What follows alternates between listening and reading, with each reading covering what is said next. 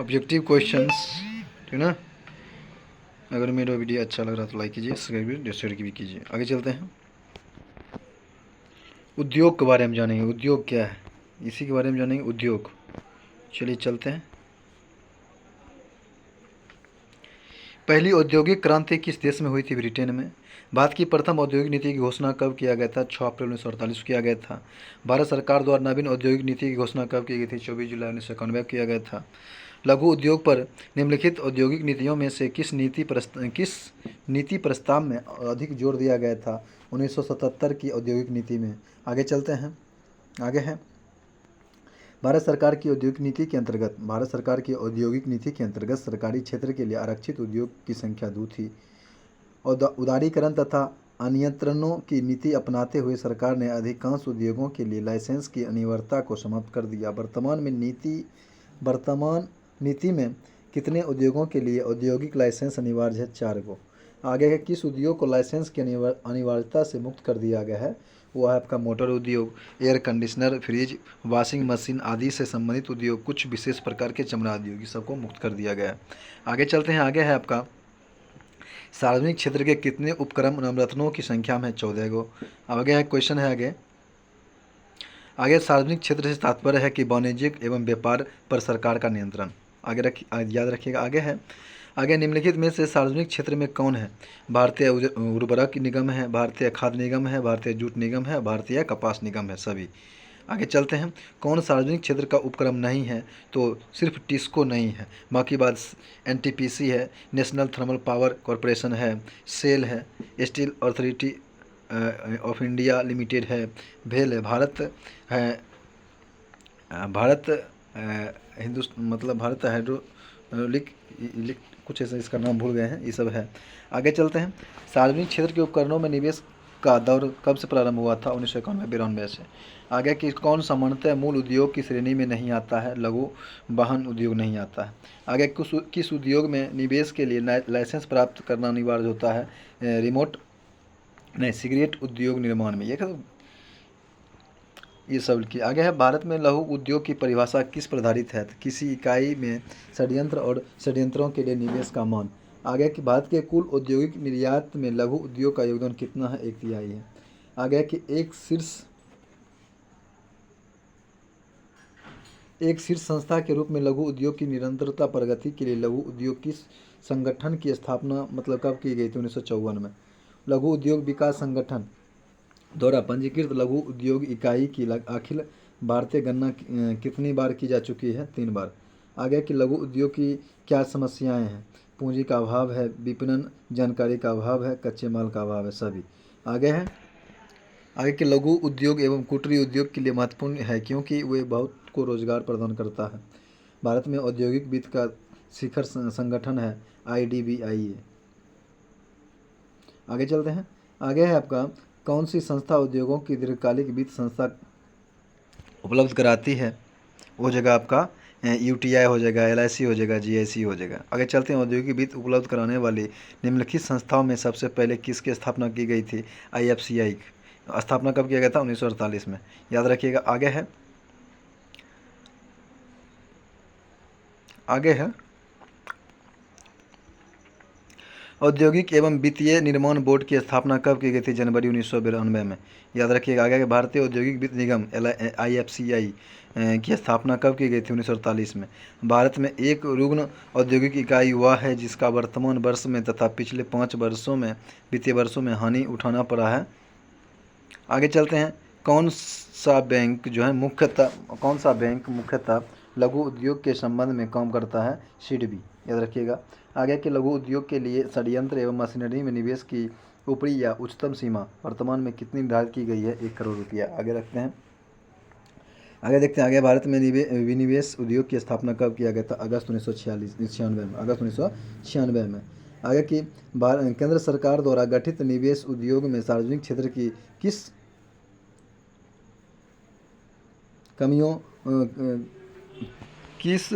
कठिनाई के 100% शेयर बचने की संस्तुति की गई है? किस कंपनी के शेयर 100% बेचने की मतलब संस्तुति की गई है? वो जगह आपका मॉडर्न फूड इंडस्ट्रीज, याद रखिएगा।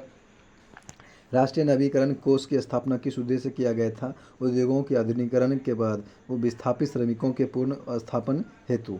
अब आगे क्वेश्चन है आपका, भारत में नए औद्योगिक उत्पादन सूचकांक का आधार वर्ष क्या है? 2004 से 5 है। विनिर्माण क्षेत्र के कुल उत्पादन में लघु उद्योग का अंश लगभग कितना? 45% है। वर्तमान में औद्योगिक श्रमिकों के लिए उपभोक्ता कीमत सूचकांक का आधार वर्ष क्या है? 2001 है। औद्योगिक उत्पादन सूचकांक में सर्वाधिक भार किस क्षेत्र का है? विनिर्माण क्षेत्र का है।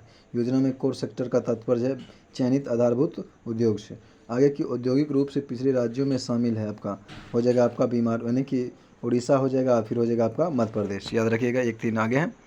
सूची 1 को सूची 2 से मिलाना है। भारतीय औद्योगिक ऋण एवं निवेश निगम की स्थापना कब किया गया था? 1955 में। कब किया गया था? 1955 में। भारतीय औद्योगिक विकास बैंक की स्थापना किया गया था 1964 में। भारतीय औद्योगिक पुनर्निर्माण बैंक स्थापना किया गया था 1971 में। भारतीय लघु उद्योग विकास बैंक स्थापना किया गया था 1990 में। आगे चलते हैं, आगे है भारतीय औद्योगिक विकास बैंक की स्थापना भारतीय रिजर्व बैंक यानी कि आरबीआई के पूर्व स्वामित्व वाली एक संस्था के रूप में की गई थी। किस वर्ष इसे भारतीय रिजर्व बैंक से मुक्त कराकर भारत सरकार ने अपने हाथों में ले लिया था? 1976 में। अप्रैल 1990 में आईडीबीआई के सहायक के रूप में किसकी स्थापना की गई थी? भारतीय लघु उद्योग विकास बैंक। कुछ समय पहले भारत सरकार ने व्हाइट गुड्स उद्योग को लाइसेंस मुक्त करने का निर्णय लिया था। व्हाइट गुड्स सम्मिलित है प्रदर्शन उपभोग के लिए खरीदी गई वस्तुएं। लिमिटेड कंपनी से अभिप्राय है कि जिसमें शेयर होल्डरों का दायित्व जो है उनकी चुकता पूंजी को सीमा तक सीमित हो। अब है सूर्योदय उद्योग का क्या तात्पर्य है? सूर्योदय उद्योग का तात्पर्य है कंप्यूटर, दूरसंचार तथा माइक्रो इलेक्ट्रॉनिक्स उद्योग। कौन सा फूटलूज उद्योग एक उदाहरण है सॉफ्टवेयर का? निवेश की दृष्टि से भारतीय अर्थव्यवस्था का सबसे बड़ा उद्योग कौन सा है? तो लौह इस्पात उद्योग है निवेश की दृष्टि से। राउरकेला इस्पात संयंत्र की स्थापना कब किया गया था? कहाँ किया गया था? जर्मनी में किया गया था। कब किया गया था? 1959 में। आगे चलते हैं, बोकारो स्टील प्लांट किस देश के सहयोग से स्थापित किया था? बोकारो रूस के सहयोग से। दुर्गापुर इस्पात संयंत्र किसके सहयोग से स्थापित किया गया था? ग्रेट ब्रिटेन से। Steel authority of India limited यानी कि सेल की स्थापना कब किया गया था? 1974 में। आगे चलते हैं, कौन सी एजेंसी सार्वजनिक क्षेत्र के नियंत्रण के लिए इस्पात क्रिया विक्रय करती है? सेल। भारत के निम्नलिखित लौह एवं इस्पात उत्पादक केंद्रों में कौन कोयला क्षेत्र से काफ़ी दूर है? भद्रावती कर्नाटक में। भारत का सबसे बड़ा उद्योग कौन सा है? तो कपड़ा उद्योग है। आगे चलते हैं,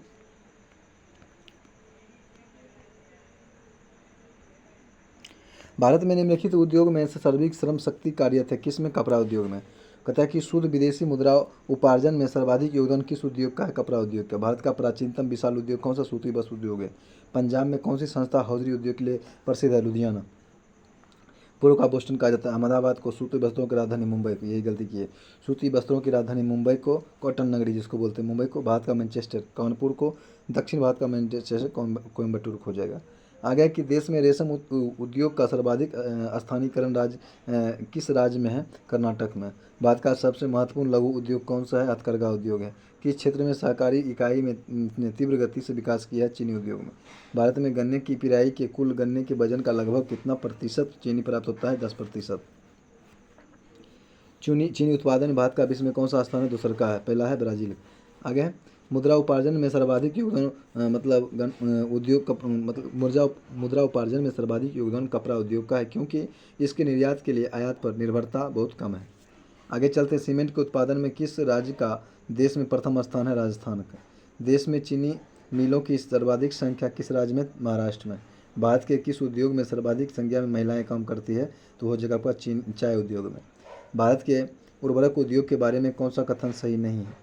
अभी हाल ही के वर्षों में यह देश का तेजी से विकसित होने वाला उद्योग था जो सही है। उर्वरक भारत विश्व में नाइट्रोजन उर्वरक का तीसरा उत्पादक देश है, ये भी सही है। रासायनिक उर्वरकों के संबंध में भारत आत्मनिर्भर है, ये गलत है। ये आत्मनिर्भर न है, दूसरे देश से मंगवाता है। आगे है निवेश एवं निर्मित उत्पादों के मूल्य के आधार पर यह देश का दूसरा प्रमुख उद्योग है, ये सही है। आगे चलते हैं,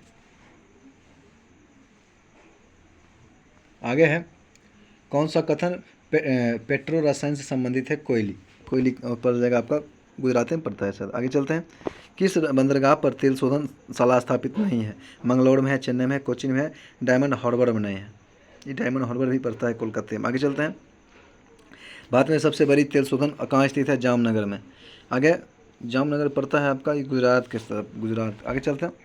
भारत में जामनगर गुजरात की उड़ीसा कन्फर्म है। आगे है, भारत में तेल शोधन कारखाना बहुधा बृहत बंदरगाहों के समीप स्थापित हैं क्योंकि आयातित कच्चे माल पर निर्भरता है। आगे है, मध्य प्रदेश में नेपानगर किसके लिए प्रसिद्ध है? अखबारी कागज़ के लिए।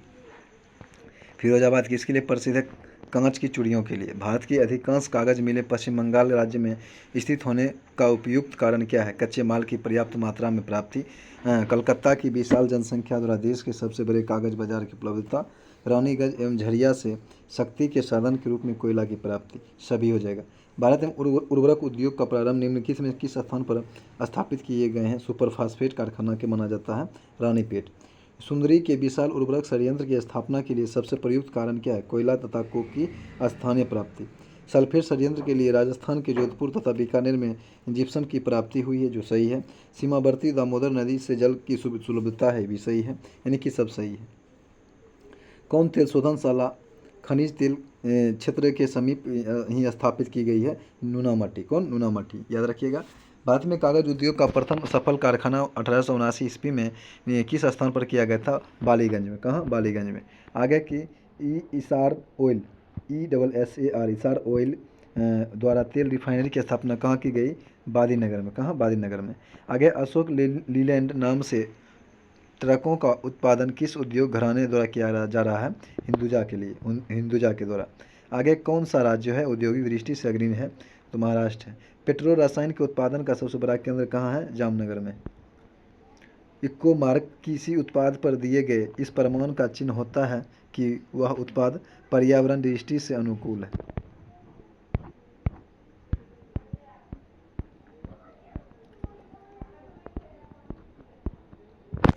आगे चलते हैं। आगे आपका बोगाई गांव रिफाइनरी अब किस तेल शोधन संस्था की अनुशंसी इकाई बन गई है? वो जगह की IOC। ऑयल, कहते हैं कि ऑयल एक उपक्रम है जो संलग्न है तेल अनुसंधान में। भारत का सबसे पुराना तेल क्षेत्र कौन से राज्य में स्थित है? असम में। भारतीय कालीन प्रौद्योगिकी संस्थान कहाँ है? भदोही में। किस नगर को इलेक्ट्रॉनिक सिटी के रूप में जाना जाता है? बंगलौर को। भारत में खादी और ग्रामो उद्योग सरकारी उत्पाद संघ लिमिटेड की स्थापना किस वर्ष की गई थी? 1954 में। आगे, किसकी दृष्टि से भारतीय अर्थव्यवस्था की कुटीर एवं लघु उद्योग आवश्यक है? रोजगार की सृजन से। खादी और ग्रामो उद्योग अधिनियम वर्ष 10 में पारित किया गया था, 1955 में। कौन सी कंपनी नवरत्न कंपनी में शामिल है? MTNL, महारत्न टेलीफोन नवरत्न लिमिटेड। आगे चलते हैं। भारत में कृषि क्रांति किस क्षेत्र से संबंधित है? पेट्रोलियम से। भारत का सबसे बड़ा नमक उत्पादक राज्य जो है आपका गुजरात पड़ जाएगा। आगे कि भारत में विशेष आर्थिक क्षेत्र की नीति घोषित की गई थी अप्रैल 2000 ईस्वी में। डीजल लोकोमोटिव वर्कशॉप वाराणसी अब बनाता है, प्रदान करता है किसको? डीजल एवं बिजली इंजन दोनों को। आगे चलते हैं। चीनी की मांग में कमी या पूर्ति में वृद्धि होने का क्या होता है? चीज़ों की कीमतें कम हो जाती है। आगे है, सूची को सूची टू से मिलाना है। बालको कहाँ पड़ता है? बालको पड़ता है आपका कोरबा में। बालको कोरबा में पड़ता है। हिंडाल्को पड़ता है आपका रेणुकूट में। बालक को कोरबा में ले लो और हिंडाल्को को जो है ना रेणुकूट भेज दो। हिंडाल्को को जो है ना आपको हीराकुंड भेज दो। और नालको को भेज दो कोरापुट में। याद रखिएगा। बालको हो जाएगा आपका, बालको हो जाएगा कोरबा, बालको कोरबा। हिंडाल्को हो जाएगा रेणुकूट, इंडाल्को हो जाएगा आपका हीराकुंड और नालको हो जाएगा कोरापुट। आगे चलते हैं। आगे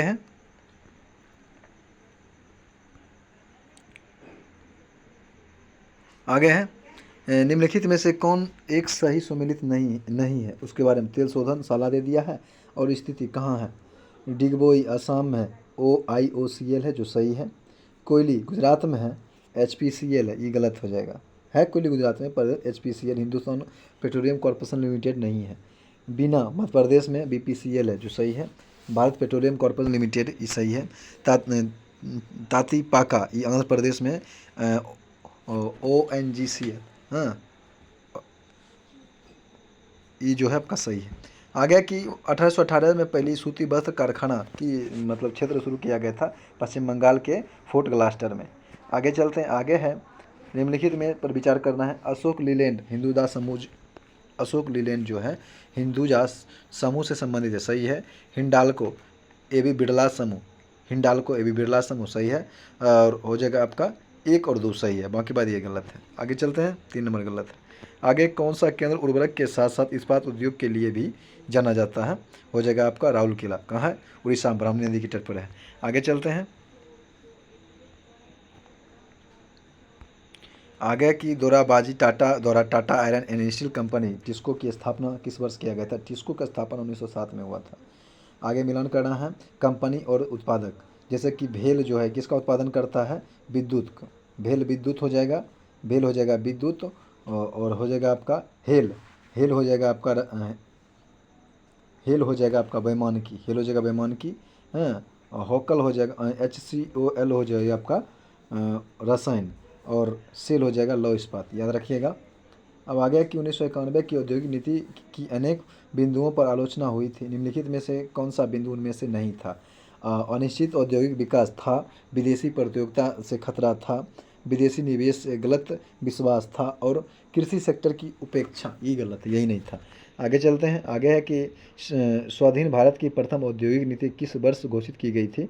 1948 में किया गया था। वह कौन सा वित्तीय वर्ष था जिसमें सार्वजनिक उद्योगों में निवेश आरंभ हुआ था? 1991-92 में। भारत का औद्योगिक वित्त निगम किस रूप में काम करता है? एक औद्योगिक बैंक के रूप में। आगे भारत में उदार औद्योगिक नीति किस वर्ष अपनाई गई थी? वह जिस वर्ष अपनाई गई थी वह था 1991। आगे कौन सा राज्य भारत में चीनी का प्रमुख उत्पादक है? महाराष्ट्र। भारत के किस राज्य को चीनी का कटोरा कहा जाता है? उत्तर प्रदेश को, याद रखिएगा। आगे चलते हैं, आगे कि चीनी उद्योग से संबंधित निम्नलिखित कथनों पर विचार करना है, जो सही है उसके बारे में चयन करना है। आगे कि विश्व में चीनी उत्पादन में भारत का हिस्सा 15% से अधिक है, ये तो बात नहीं हो रहा है। भारत में चीनी उद्योग दूसरा सबसे बड़ा कृषि उत्पादक आधारित है, ये सही है। भारत चीनी का सबसे बड़ा उपभोक्ता भी है, ये भी सही है, यानी कि 2-3 सही है। 4 भारत चीनी का सबसे बड़ा उत्पादक है, ये गलत है। आगे चलते हैं, अब पैकेजिंग यानी संबिष्टि की महत्ता बढ़ गई है, क्योंकि यह उत्पादों को सुरक्षा प्रदान करता है, यह उत्पादों को आकर्षक बनाता है, यह उत्पादों की विश्वसनीयता बढ़ाता है, यानी कि ABC सही है, उपरोक्त में सभी सही है। आगे चलते हैं, भारत निर्माण योजना संबंधित है, यह अवस्था विकास से अवस्थापन विकास से है। आगे भारत में बहुराष्ट्रीय कंपनी को प्रोत्साहन देना, बढ़ावा देना है, निजीकरण नीति को, वैश्वीकरण नीति को, उदारीकरण नीति को, सभी को, निजी, वैश्वी और उदारीकरण सभी को। आगे कि भारत में मिल निर्मित कपड़े का सर्वाधिक उत्पादन कहाँ होता है? गुजरात में होता है। कहाँ होता है? गुजरात में होता है। भारत में जूट का अधिकतम क्षेत्र कहाँ पर है? पश्चिम बंगाल में। भारतीय जूट उद्योग के लिए मुख्य प्रतिद्वंदी कौन सा है? बांग्लादेश है। राज्य वित्तीय निगमों में मुख्य रूप से डैश को विकसित करने के लिए सहायता दी जाती है, मध्यम और लघु उद्योग को। आगे है, कौन सी एक भारत की सबसे बड़ी सॉफ्टवेयर कंपनी है? TCS। कौन है? TCS। आगे चलते हैं, नवरत्न स्टेटस संबंधित है सार्वजनिक कंपनी से। भारत सरकार द्वारा स्थापित किस पैनल ने चीनी उद्योग पर से पूर्ण नियंत्रण हटाने का सुझाव दिया है? रंगराजन चैनल ने। आगे है कि कौन से सार्वजनिक उपक्रम में को महारत्न कंपनी का दर्जा नहीं दिया गया है? सेल को दिया गया है, ONGC को दिया गया है, और सील को दिया गया, जबकि भेल को नहीं दिया गया है, कंप्रेस्ड नेचुरल गैस ने। आगे चलते हैं, आगे भारत में महारत्न तथा नवरत्न सार्वजनिक उपक्रमों की संख्या अक्टूबर 2019 में के अंत तक कितनी हो गई थी? 11 से 13 हो गई थी। आगे है कि कौन सी स्टील षड्यंत्र भारत में 1964 में, यहाँ गलती दे दिया 65, 1964 में पश्चिमी जर्मनी के सहयोग से शुरू किया गया था, राउरकेला स्टील षड्यंत्र। आगे चलते हैं,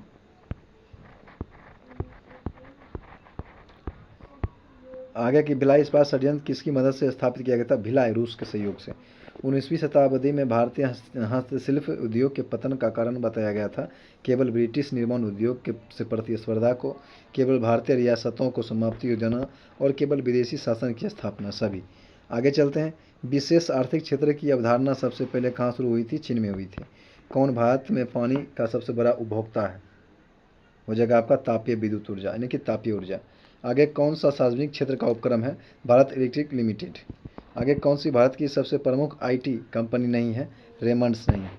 आगे कि कौन सा भारत में संयुक्त क्षेत्र उपक्रम का उदाहरण है? मारुति उद्योग लिमिटेड। आगे भारतीय पूंजी प्रधान उद्योग का सर्वोत्तम उदाहरण है इस्पात उद्योग। बहुराष्ट्रीय कंपनी से तात्पर्य है कि ऐसी कंपनी जो कई देशों में अपना कार्य संचालन करती है। सरकारा फैक्ट्री की अधिकतम संख्या कहाँ पर है? उत्तर प्रदेश में है। मध्य प्रदेश में पीथमपुर किसके लिए प्रसिद्ध है? ऑटोमोबाइल के लिए। हिंदुस्तान जिंक लिमिटेड का मुख्यालय कहाँ है? उदयपुर में है। भारत में रासायनिक उर्वरकों के दो बड़े उपभोक्ता हैं, पंजाब और हरियाणा। आगे चलते हैं।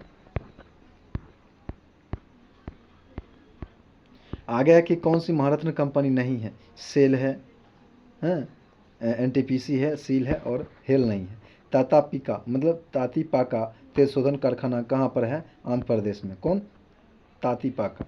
आगे अखिल भारतीय औद्योगिक उत्पादन सूचकांक की गणना के लिए मतलब आधार वित्त वर्ष है 2011 से 12। आगे लघु उद्योग के लिए बनी समितियों को कालानुक्रम में व्यवस्थित कीजिए और नीचे दिए गए कोटों का सही उत्तर चयन करना है। पहले हो जाएगा आपका नायक समिति, फिर हो जाएगा आपका आबिद हुसैन समिति, फिर हो जाएगा आपका सबसे पहले हो जाएगा आपका कार्य समिति। कार्य समिति हो जाएगा।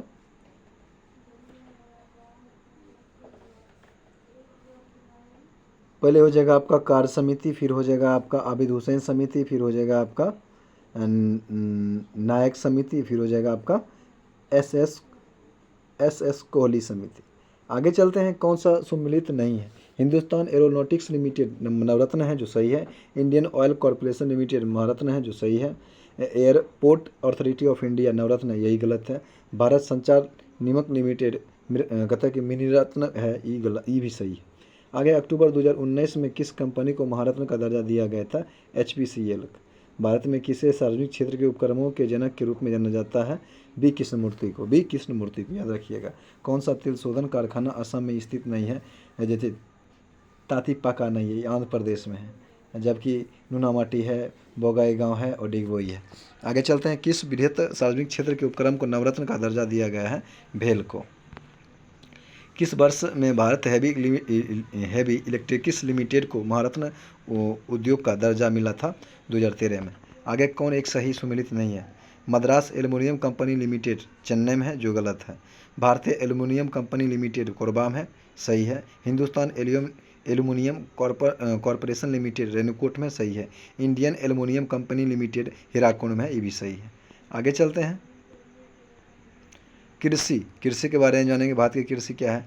भारत की कुल भूमि का कितना प्रतिशत कृषि कार्य में है? तो 52.7%। भारत की लगभग कितनी प्रतिशत कार्यकारी आबादी कृषि कार्य में संलग्न है? 54%। भारत में वर्तमान में भारत के सकल घरेलू उत्पाद यानी कि GDP में कृषि क्षेत्र का योगदान है 13.9%। 1950-51 में भारत के सकल घरेलू उत्पाद में कृषि क्षेत्र का योगदान कितना था? 55.40%। भारत में कृषि क्षेत्र के GDP का कितना प्रतिशत भाग कृषि शोध पर व्यय किया जाता है? 0.3%। मतलब देश से होने वाले कुल निर्यात में कृषि तथा कृषि उत्पाद से निर्मित वस्तुओं का योगदान 11.76% है। वर्तमान में खाद्यान्न के अंतर्गत आने वाले क्षेत्र हैं आपका 156.5 मिली प्रति हेक्टेयर, मिली है मीटर प्रति हेक्टेयर। आगे की प्रथम कृषि गणना कब प्रारंभ किया गया था? 1970 में। भारत में सीमांत किसानों में निम्नलिखित में से कितनी निर्धारिता वाले किसानों को सम्मिलित किया गया? 1 हेक्टेयर तक के। आगे भारत की कितनी प्रतिशत जोते 1 हेक्टेयर या उससे अधिक है? 65% है। जनसंख्या में निरंतर वृद्धि के परिणाम स्वरूप भारत में जोतों का औसत आकार घट कर रह गया है और आ गया आपका 1.08 हेक्टेयर। किस समिति ने कृषि जोत पर कर लगाने की संस्तुति किया था? राज समिति ने। भारत में जोतों का औसत आकार घटने का क्या कारण है? वो कारण हो जाएगा उत्तराधिकारी का निगम, भू स्वामित्व की ललक। आगे चलते हैं। भारत की कृषि भूमि का लगभग कितना प्रतिशत भाग संचित है? आधा। भारत में सिंचाई का सबसे महत्वपूर्ण साधन क्या है? नहरें हैं। भारत में लगभग कितना प्रतिशत कृषि क्षेत्र सिंचाई की सुविधा उपलब्ध है?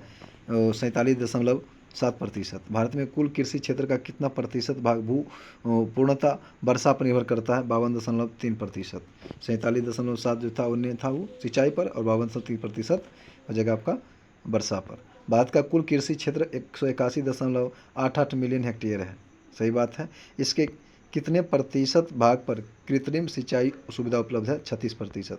भारत के कुल संचित भूमि का कितना हिस्सा नहरों द्वारा संचित है? 36%। आगे चलते हैं। आगे है, आगे भारत में सिंचाई का सर्वप्रथम स्रोत क्या है? कुआं और नलकूप है। भारत में सिंचाई के स्रोतों का बृहत, माध्यम और लघु 3 श्रेणियों में वर्गीकृत किया गया है। बृहत सिंचाई परियोजना का निर्धारण का आकार होता है वह कम से कम 10,000 हेक्टेयर 10,000 हेक्टेयर क्षेत्र की सिंचाई करती हो। आगे है, लघु सिंचाई योजना का कृषि विमान क्षेत्र कितने हेक्टेयर तक है? 2,000 हेक्टेयर तक। भूमि जल कहता है कि भूमिगत जल के सिंचाई हेतु उद्योग को संभव बनाने हेतु सार्वजनिक उद्योग निम्नलिखित में किसका किया जाता है? लघु सिंचाई परियोजना का। आगे की सिंचाई विशेषज्ञों के अनुसार भारत की कितनी भूभाग पर अधिकतम सिंचाई सुविधा का विस्तार किया गया है? 114 मिली हेक्टेयर। 114 मिली नहीं होना चाहिए, मीटर हेक्टेयर होना चाहिए।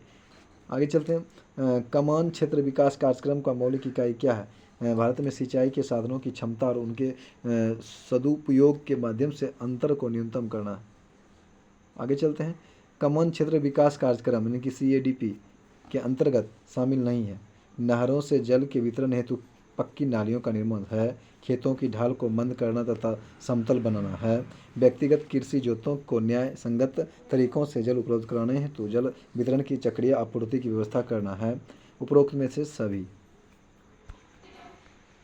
आगे चलते हैं, भारतीय कृषि में सिंचाई सुविधा का 100% उपयोग नहीं हो पाता है। इसके कारण कौन सा कथन गलत है?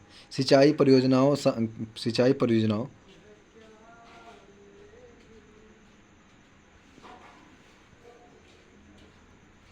सिंचाई परियोजना समय पर पूर्ण नहीं हो पाता है, सही है। जल के वितरण हेतु नलिकाओं का निर्माण एवं भूमि का समांतरीकरण पूर्ण नहीं हो पाता है, सही है। कृषि सिंचाई सुविधाओं के सदुपयोग के प्रति जागरूक नहीं होते हैं, सही है। अधिकांशतः आवश्यकता के समय जल उपलब्ध नहीं होता है, सही है। और सत्य कथन हो जाएगा आपका, यानी कि सभी। आगे, भारत में प्रथम प्रधानमंत्री जवाहरलाल नेहरू ने किसे आधुनिक भारत का मंदिर की उपमा दिया था? वही नदी घाटी परियोजना को, विशालकाय नदी घाटी परियोजना को। आगे है कि कितने सिंचाई कमान क्षेत्र वाली परियोजनाओं को बृहद सिंचाई परियोजना के रूप में वर्गीकृत किया जाता है? 10,000 हेक्टेयर से अधिक वाले को। आगे चलते हैं, आगे है आपका, दक्षिण पश्चिमी मानसून किस राज्य में सबसे पहले पहुंचता है? केरल राज्य में। भारत में हरित क्रांति किस क्षेत्र में सर्वाधिक सफल रही थी? गेहूँ और चावल के लिए। भारत में हरित क्रांति का सर्वाधिक प्रभाव किस फसल पर पड़ा है? गेहूँ पर पड़ा है। हरित क्रांति के फलस्वरूप देश में कुल खाद्यान्न में किसका अंश सबसे कम है? मोटे अनाज और दलहन का। हरित क्रांति के दौरान भारत में चावल का उत्पादन क्या अपरिवर्तित रहा है? हरित क्रांति के दौरान मोटे अनाज और दलहन का उत्पादन जो है घटा है। भारतीय कृषि के क्षेत्र में अधिक उपज वाली किस्मों का कार्यक्रम कब शुरू किया गया था? 1966 में। हरित क्रांति का सर्वाधिक निराशाजनक परिणाम किस फसल को देखने पर मिला था? दलहन के लिए। कौन हरित क्रांति के परिणाम स्वरूप नहीं हुआ है? भारत के विभिन्न राज्यों के बीच असमानताओं में वृद्धि, सही है। भारत में अमीरों एवं निर्धनों के बीच असमानता में वृद्धि, ये भी सही है। खाद्यान्नों की प्रति व्यक्ति उपलब्धता में वृद्धि, ये भी सही है। मोटे अनाज के अधीन क्षेत्रफल में वृद्धि, ये नहीं हुआ, यही गलत है। आगे चलते हैं, वर्ष 1966 में भारतीय कृषि के प्रति हेक्टेयर उत्पादकता को बढ़ाने के उद्देश्य से निम्नलिखित में से कौन सी एक महत्वपूर्ण योजना चलाई गई थी? HYBP। प्रोफेसर नॉर्मन बोरलॉग का भारतीय कृषि में क्या योगदान रहा? उन्होंने भारत में अधिक उपज वाले किस्मों के उपयोग की युक्ति बताई, यही सही है। आगे, भारत में हरित क्रांति के जनक किसको माना जाता है? MS स्वामीनाथन को। हरित क्रांति शब्द प्रतिपादित किया था विलियम गॉड ने सबसे पहले। आगे, घन कृषि जिला कार्यक्रम का प्रारंभ कब किया गया था? 1960 से 61 में। आगे है, घन कृषि क्षेत्रीय विकास कार्यक्रम कब प्रारंभ किया गया था? 1964-65 में। कब? 1964-65 में। आगे चलते हैं, भारत में हरित क्रांति की शुरुआत कब हुई थी? 1966-67 में। ऑपरेशन फ्लड दूध से संबंधित है जो 1970 में शुरू हुआ था। आगे चलते हैं, आगे की देश में दूध उत्पादन में वृद्धि लाने के उद्देश्य से सघन पशु कार्यक्रम यानी कि ICDP कब चलाया गया था? 1964-65 में। भारत में दुग्ध उत्पादन में भैंस, गाय और बकरी का हिस्सा क्रमशः कितना है? 50%, 46 और 4। आगे चलते हैं, आगे, भारत में श्वेत क्रांति का जनक किसको मानता है? श्वेत क्रांति को डॉक्टर बरीज कुरियन को। आगे चलते हैं, भारत में दूध की प्रति व्यक्ति दैनिक उपलब्धता वर्तमान में कितनी है? 427 ग्राम है। भारतीय राज्यों में दूध की प्रति व्यक्ति सर्वाधिक दैनिक उपलब्धता पंजाब में प्रति व्यक्ति दूध की दैनिक उपलब्धता 1221 ग्राम है। नीली क्रांति का संबंध किससे है? मत्स्य पालन से। मत्स्य उत्पादन में भारत का विश्व में कौन सा स्थान है? दूसरा है। एशियाई मत्स्य उत्पादन देशों में भारत का स्थान जो है दूसरा है। एशियाई मत्स्य उत्पादन देशों में प्रथम स्थान पर चीन है। भारत में किस प्रकार के रासायनिक उर्वरक की खपत सबसे अधिक है? नाइट्रोजन। किस प्रकार के उर्वरकों की पूर्ति के लिए भारत पूर्णतः आयतों पर निर्भर है? पोटेशिक। आगे चलते हैं। और कुल उर्वरकों के प्रयोग की दृष्टि से विश्व में भारत का स्थान है तीसरा। विश्व में उर्वरकों का सर्वाधिक उपयोग कहाँ होता है? चीन में होता है। आलू उत्पादन के मामले में भारत विश्व का कौन सा स्थान है? दूसरा है। भारत की मिट्टी में दो तत्वों की कमी उर्वरता के उपभोग को अधिक आवश्यक बनाती है, वो है आपका फास्फोरस और नाइट्रोजन।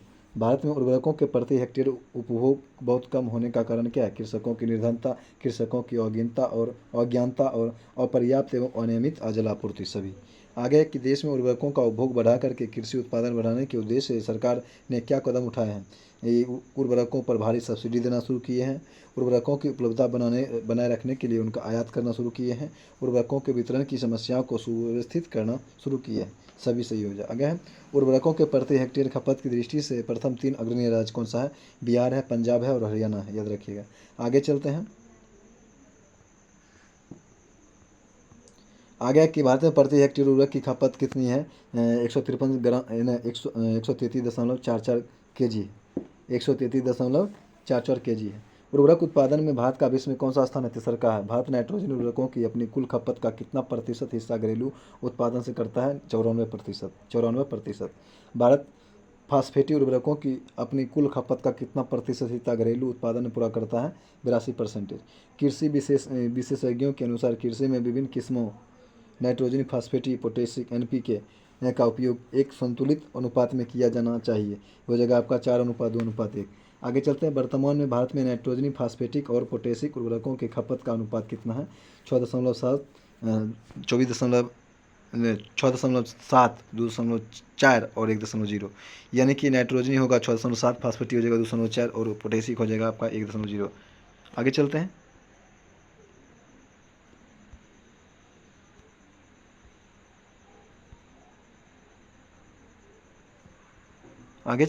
आगे है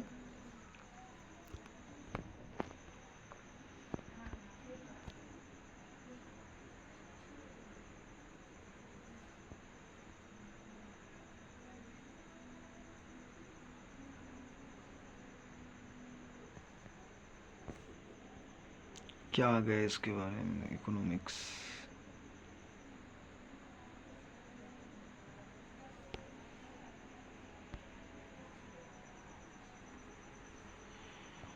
कहाँ थे हम? थोड़ा देखते हैं।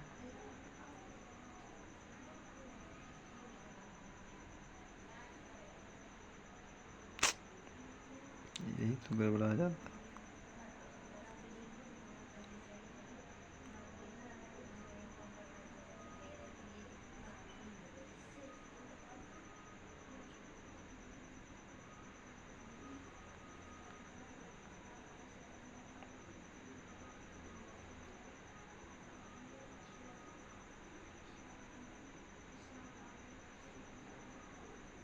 चलिए यहीं पर थे।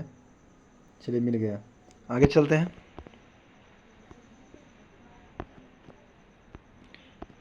आगे देख लेते हैं। भारत में निम्नलिखित में से कौन सा राज्य देश की 70% से अधिक कॉफ़ी अकेले पैदा करता है? कर्नाटक। 70% से। भारत में उत्तर प्रदेश राज्य का स्थान किसके उत्पादन में पहला है? वो हो जाएगा आपका, देखिए, दूध होबे करेगा, गेहूँ होगा, आलू होगा, गन्ना होगा, खाद्यान्न सभी। आगे भारत में सबसे अधिक दाल का उत्पादन कहाँ होता है? मध्य प्रदेश में होता है। चावल का सर्वाधिक उत्पादन पश्चिम बंगाल में होता है। भारत में सोयाबीन का सबसे अधिक उत्पादन होता है मध्य प्रदेश में होता है। जो यहाँ महाराष्ट्र देने था, गलती है, मध्य प्रदेश होगा। आगे चलते हैं। मोटे अनाज का सर्वाधिक उत्पादन करने वाला राज्य जो है आपका राजस्थान हो जाएगा। भारत में किस राज्य में जो है किस राज्य में आलू का सर्वाधिक उत्पादन होता है? उत्तर प्रदेश में। चीनी भी होता है उत्तर प्रदेश। मूंगफली उत्पादन में कौन सा राज्य अग्रणी है? गुजरात। चावल उत्पादक राज्यों का अवरोही क्रम क्या होगा? पश्चिम बंगाल, उत्तर प्रदेश, पंजाब है। आगे कपास उत्पादक राज्यों का अवरोही क्रम सबसे अधिक कौन करता है? महाराष्ट्र, कपास, फिर गुजरात, फिर तेलंगाना। आगे दलहन उत्पादन राज्य हो जाएगा आपका मध्य प्रदेश, राजस्थान, महाराष्ट्र। मध्य प्रदेश, राजस्थान, महाराष्ट्र, याद रखिएगा। आगे चलते हैं। आगे भारत का सर्वप्रमुख रबर उत्पादक राज्य कौन है? केरल है। भारत में फलों का सबसे बड़ा उत्पादक राज्य होगा आंध्र प्रदेश। सबसे अधिक प्याज उत्पादन करने वाला राज्य होगा महाराष्ट्र। आगे चलते हैं।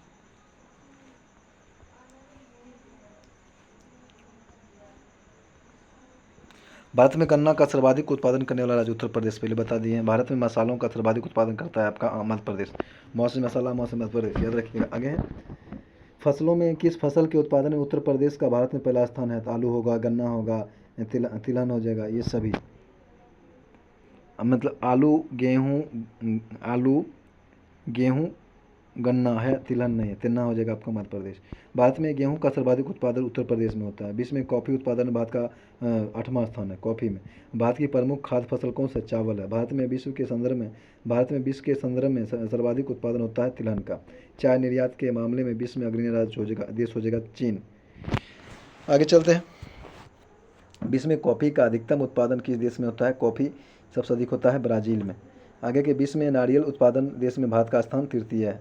विश्व के चाय निर्यातक देशों में भारत का स्थान जो है चौथा है। मोटे अनाज का विश्व में सबसे बड़ा उत्पादक देश जो है आपका भारत है। चाय के उत्पादन में भारत का विश्व में स्थान दूसरा है।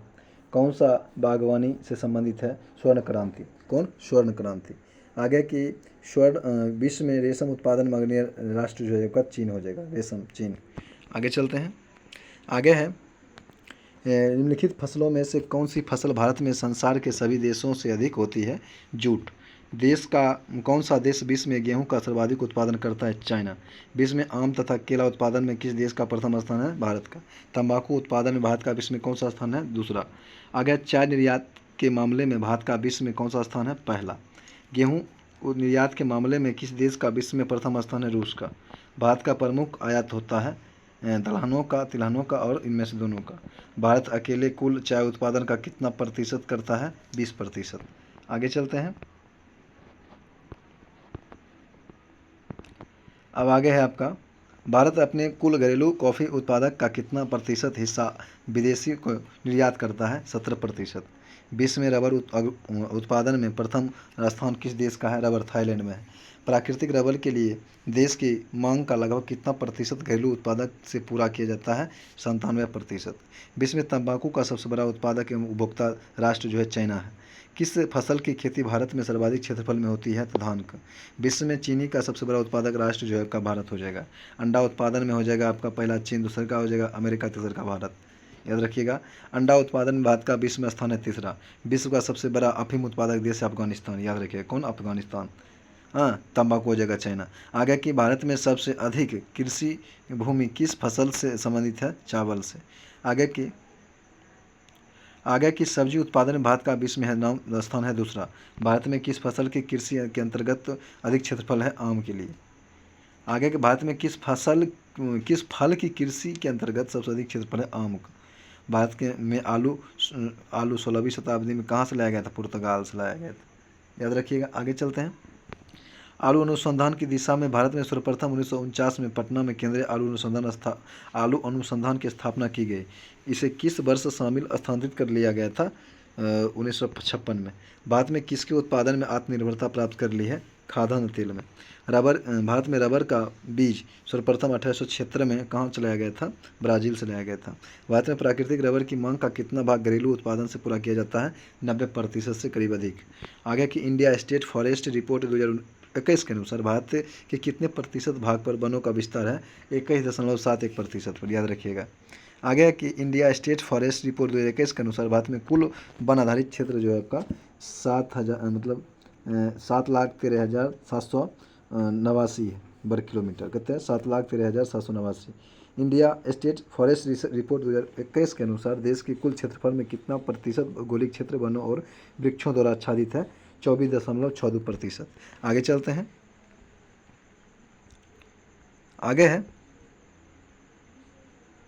आगे देहरादून स्थित फॉरेस्ट सर्वे ऑफ इंडिया स्थापना मतलब संस्थान द्वारा कितने वर्षों के अंतराल पर देश में वनों की स्थिति पर रिपोर्ट प्रकाशित की जाती है? 2 वर्ष पर।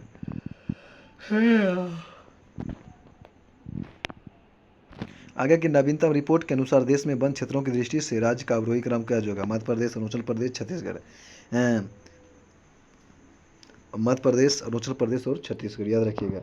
राज्य के कुल भौगोलिक क्षेत्र के प्रतिशत के रूप में न्यूनतम वन क्षेत्र हरियाणा में। राज्य के कुल भौगोलिक क्षेत्र के प्रतिशत रूप में सर्वाधिक वन क्षेत्र जो है आपका मिजोरम में। केंद्र शासित प्रदेशों में सार्वजनिक वन क्षेत्र प्रतिशत वाला पाया जाता है लक्षद्वीप पर। केंद्र शासित प्रदेशों में न्यूनतम प्रतिशत वन क्षेत्र पाया जाता है लद्दाख में। भारत में चंदन की लकड़ी के सर्वाधिक वन कहाँ पाए जाते हैं? नीलगिरी की पहाड़ी में। झूम कृषि के अंतर्गत कृषि का सबसे बड़ा मतलब प्रतिशत किस राज्य में है? नागालैंड में। समर्थ मूल्य का क्या अर्थ होता है? न्यूनतम विक्रय मूल्य जिस पर सरकार क्रय करने का आश्वासन देती है। कृषि उपज के लिए न्यूनतम समर्थन मूल्य की घोषणा की जाती है कृषि लागत एवं मूल्य आयोग पर। कृषि लागत एवं मूल्य आयोग कहाँ स्थित है? नई दिल्ली में। कृषि लागत एवं मूल्य आयोग की स्थापना कब की गई थी? 1965 में। जनजातीय लोगों को शोषण करने वाले निजी व्यापारियों को छुटकारा दिलाने और उनके तैयार की गई वस्तुओं को उचित मूल्य दिलाने के उद्देश्य से ट्रैफिड की स्थापना कब किया गया था? 1987 में। कब? 1987। एक मार्क है, एक मार्क उपभोक्ता वस्तुओं के लिए गुणवत्ता आश्वासन मुहर है। एक मार्क जो है उपभोक्ता वस्तुओं के लिए गुणवत्ता आश्वासन मोहर है। कहते हैं शंकरलाल गुरु समिति का संबंध किससे था? कृषि विपणन से। कौन? कृषि विपणन से। भारत में कुल कृषि ऋण की कितना प्रतिशत संस्था स्रोतों से उपलब्ध कराए जाते हैं? आपका 65% हो जाएगा, 65%। खेती बाड़ी तथा घरेलू आवश्यकताओं की पूर्ति के लिए कितनी अवधि हेतु अल्पकालिक ऋण दिया जाता है? 15 माह से कम के लिए। आगे चलते हैं। आगे की मध्यकालिक कृषि ऋण की अवधि कितना होता है? मध्यकालिक 15 माह से 15 माह से 5 वर्षों के लिए होता है। दीर्घकालिक होता है 15 वर्ष अधिक के लिए। आगे की वाणिज्यिक बैंकों, क्षेत्रीय ग्रामीण बैंक तथा सरकारी बैंकों से प्राप्त ऋण को सुसाध्य बनाने के उद्देश्य से किसान क्रेडिट कार्ड योजना कब शुरू किया गया था? 1988 से 1998 से 99 के बीच। आगे की राष्ट्रीय किसान आयोग का गठन कब किया गया था? जनवरी 2004 में। किसान आयोग, राष्ट्रीय किसान आयोग का मुख्यालय कहाँ है? नई दिल्ली में है। किसान कॉल सेंटर तथा कृषि चैनल का शुभारंभ कब किया गया था? जनवरी 2004 में। किसान कॉल सेंटर की स्थापना किस उद्देश्य से किया गया था? कृषि संबंधी सलाहकारी सेवा उपलब्ध कराना। किसान कॉल सेंटर में कौन सा नंबर डायल करके कृषि संबंधी जानकारी निःशुल्क प्राप्त किया जा सकता है? 1551। 15 को उलट दीजिए फिर 51 हो जाएगा, अर्थात 1551। नए राष्ट्रीय कृषि नीति 2000 का वर्णन किस रूप में किया गया है? इंद्रधनुषी क्रांति में। आगे की भारत की निम्नलिखित फसलों में से किस फसल के अंतर्गत उसके सकल कृषि क्षेत्र के संचित क्षेत्र सर्वाधिक प्रतिशत चावल? आगे के किस क्रांति के तिलहनों के उत्पादन में वृहद उत्पादन की जाती है? पीली क्रांति की। आगे विश्व में सब्जियों का सर्वाधिक उत्पादन करने वाला देश कौन सा है? चाइना है। विश्व में हरित क्रांति के जनक किसे थे? Norman Borlaug. विश्व में भारत में व्यापक फसल बीमा योजना कब शुरू किया गया था? 1985 में। राष्ट्रीय कृषि बीमा योजना किस वर्ष लागू किया गया था? 1999 से 2000 ईस्वी में। आगे की किस राज्य द्वारा छोटे किसानों के लिए खलिहान बीमा योजना प्रारंभ किया गया था? उत्तर प्रदेश द्वारा। राष्ट्रीय कृषि बीमा योजना किसके द्वारा शुरू किया? GIC के द्वारा, जनरल लाइफ कॉरपोरेशन के, जनरल इंश्योरेंस कंपनी कॉरपोरेशन का। आगे के भूमिहीन कृषकों एवं श्रमिकों को रोजगार उपलब्ध कराने हेतु कौन सी कार्यक्रम प्रारंभ किया गया था? रिजिप, RIEGP। आगे है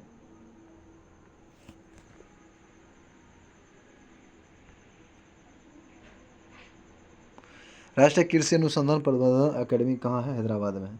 ऑपरेशन फ्लड कार्यक्रम किस पर केंद्रित है? दूध उत्पादन बढ़ाने से। आगे की कौन सी किस्म गेहूं की HIV नहीं है? तो रत्ना नहीं है, बाकी बाद सोनालिका है, कल्याणी सोना है और गिरजा है।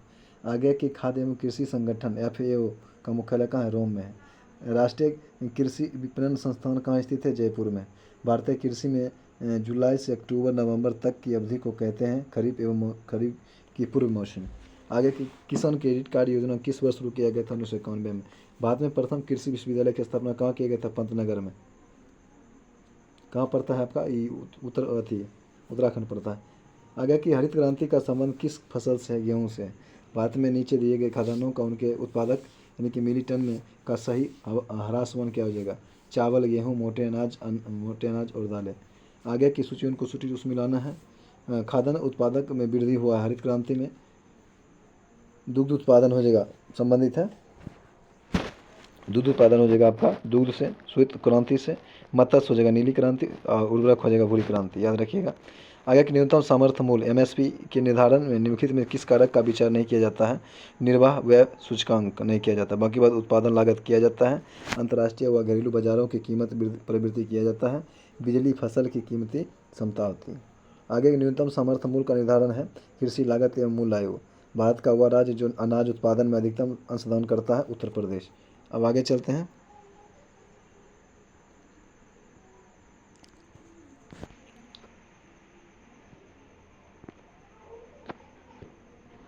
आगे चलते हैं।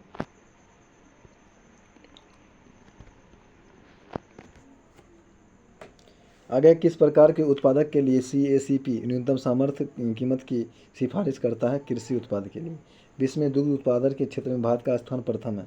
भारत में कौन सा एक उत्पादक जो है सामान्यतः निर्यात नहीं किया जाता है? तो दालें नहीं किया जाता है, बाकी बस सब करता है। आगे कि किस कृषि क्षेत्र में वृद्धि की दर ऋणात्मक रही है? 2014-15 में फसलों उत्पादन में नत्रजन उपभोग क्षमता की वृद्धि की जा सकती है उर्वरकों की मात्रा के बराबर उपयोग द्वारा, नत्रजन अवरोध के उपयोग द्वारा और नत्रजन धीरे धीरे छोड़ने वाले उर्वरकों के प्रयोग द्वारा। अब आगे कि किस प्रांत में सोयाबीन की खेती के अंतर्गत क्षेत्र सर्वाधिक है? मध्य प्रदेश में। आगे की कहता है कि इंद्रधनुषीय क्रांति का संबंध किससे है? हरित क्रांति से हो जाएगा, श्वेत क्रांति, नीली क्रांति, सभी से। आगे की मिश्रित कृषि से सम्मिलित है कई तरह की फसलें उगाना तथा पशुपालन की बढ़ना। आगे की द्वितीय हरित क्रांति का संबंध होगा जैविक प्रौद्योगिकी के उपयोग। आगे है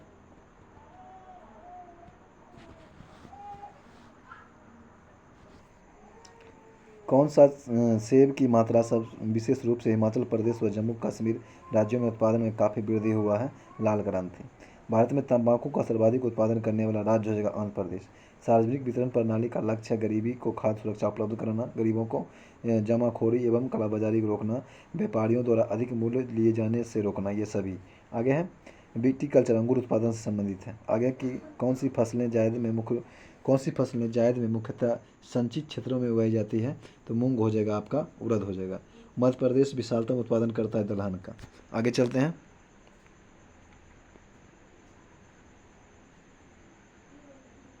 आगे है कि निम्नलिखित में से कौन सी जोड़ी सम्मिलित नहीं है? कॉयर बोर्ड जो है तिरुवनंतपुरम, यही नहीं है। बाकी बात स्पाइड बोर्ड कोच्चि है, कॉफ़ी बोर्ड बेंगलुरु है, टी बोर्ड कोलकाता है, सही है। काइट बोर्ड नहीं हो जाएगा। आगे है भारत में किन राज्यों में गन्ना सबसे अधिक पैदा होता है? उत्तर प्रदेश और महाराष्ट्र में। किस फसल में उत्तर प्रदेश में सबसे बड़ा उत्पादक नहीं है? चावल का नहीं है, पश्चिम बंगाल हो जाएगा चावल। आगे चलते हैं। दूध के अग्रणी उत्पादन में सही क्रम क्या है? दूध सबसे अधिक करता है भारत, फिर अमेरिका, फिर पाकिस्तान, फिर चीन, फिर ब्राज़ील। भारत, अमेरिका, पाकिस्तान, चीन, ब्राज़ील। आगे चलते हैं। मसालों का बागान कहा जाता है जाने वाला राज्य हो जाएगा केरल को। स्वर्णिम क्रांति किससे संबंधित है? उद्यान कृषि से। भारतीय कृषि का किसी महत्वपूर्ण स्तर तक यांत्रिकी किस कारण से संभव नहीं है? छोटे जोत क्षेत्र से। कौन सी राष्ट्रीय खाद्यान्न सुरक्षा मिशन में शामिल नहीं है? तिलहन। प्रत्येक वस्तु इंतजार कर सकती है लेकिन कृषि नहीं, जवाहरलाल नेहरू कहते हैं। आगे कौन सा एक सही सुमिलित नहीं है? मतलब फलों की खेती फ्लोरिकल्चर, फूलों की खेती एग्रोनोमी और सब्जी की खेती हॉर्टिकल्चर नहीं हो जाएगा। सब्जी खेती हो जाएगा ओलेरीकल्चर, फलों की खेती पोमोलॉजी हो जाएगा। आगे चलते हैं। एगमार्क एक्ट भारत में कब लाया गया था? 1937 में लाया गया था। आगे चलते हैं। राष्ट्रीय कृषि अनुसंधान प्रबंधन अकेडमी कहाँ स्थित है? हैदराबाद में। भारतीय दलहन शोध संस्थान कहाँ है? कानपुर में।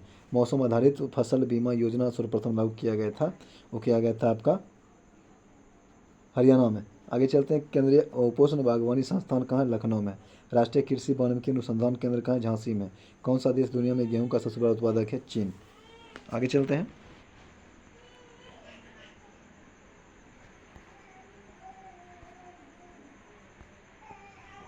एशिया का सबसे बड़ा थोक मसाला बाजार है दिल्ली। आगे कौन सी भारत के उत्तरी राज्यों की एक रबी फसल है? जौ। IR-20 किस चीज़ की अधिक पैदावार करने वाली किस्म है? चावल।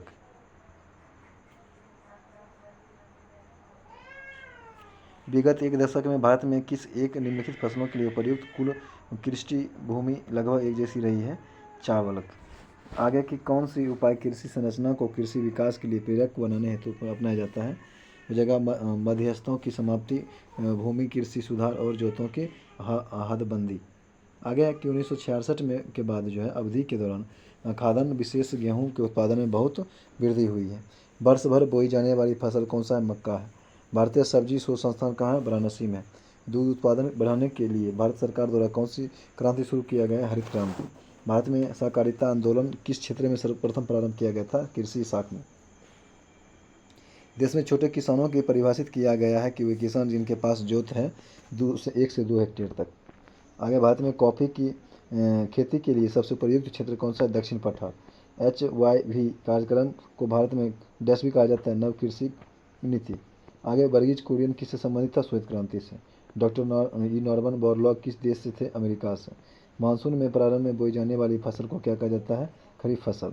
भारत में सीमांत जोत का आकार है 1 हेक्टेयर से अधिक, 1 हेक्टेयर से कम। आगे है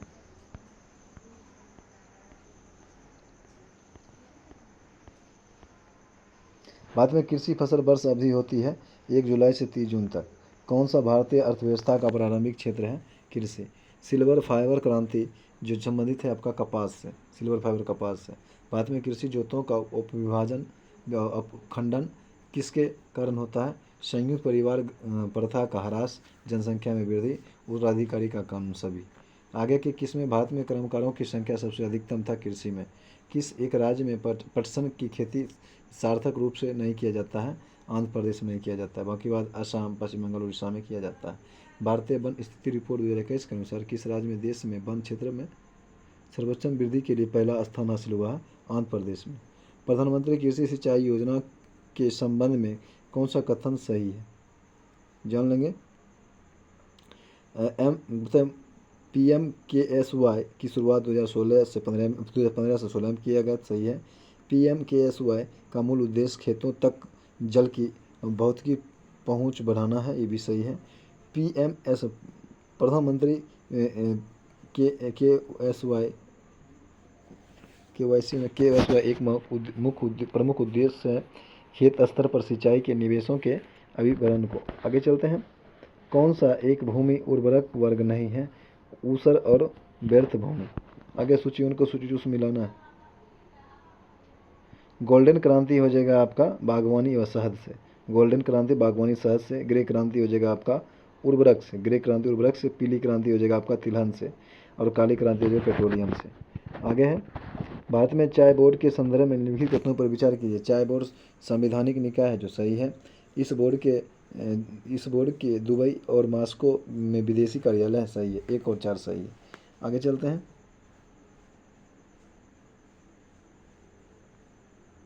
बस ये चैप्टर हो गया आपका ख़त्म। अब चैप्टर होता है परिवहन और संचारण, जो हम देखेंगे अगले दिन से।